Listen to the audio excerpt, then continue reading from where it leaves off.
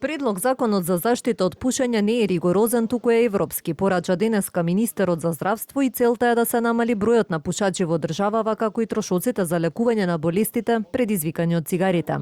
Алију вели дека во тек е јавна расправа и е отворен за диалог со сите засегнати страни, но нема да дозволи хибридни модели на закони кои нема да имаат некаков ефект во намалувањето на штетните последици од цигарите.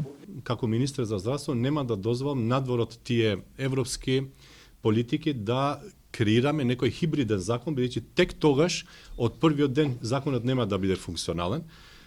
Ние и така сакаме да живееме во држава која што има уредени, средени законски, инфраструктурни, здравствени, образовни политики, но ќе седнеме заедно со бизнис заедницата и ќе разговараме. Според новиот предлог закон, пушењето се забранува не само во, туку и пред влез на болници, игротеки, училишта и градинки, во сите видови јавен превоз, во службени возила, но и во приватно возило во присуство на дете.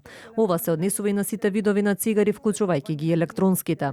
Во рестораните и кафулињата ќе биде дозволено пушењето во одреден простор, но само ако е отворен најмалку од 3 страни и да не биде преграден со стакло или пластифицирани фолии. Освен тоа, предлог законот предвидува и забрана на рекламирање на цигари, забрана на продавање цигара на парче. Тутунската индустрија нема право да спонзорира јавни настани, а се забранува и производство, увоз, дистрибуција, продажба и ставање во промет на тутунски никотински производи, кои содржат ароми или вкусови.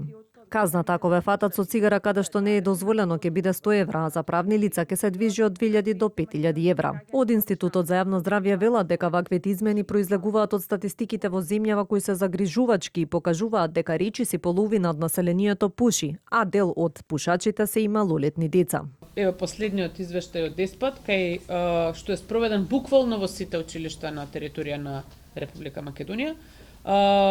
Цигарите се користат кај момчињата 37,4, оние обичните, а 40,3 се користат електронските цигари.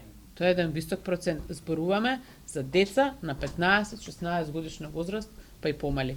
Тоа не охрабрува да работиме во оваа насока.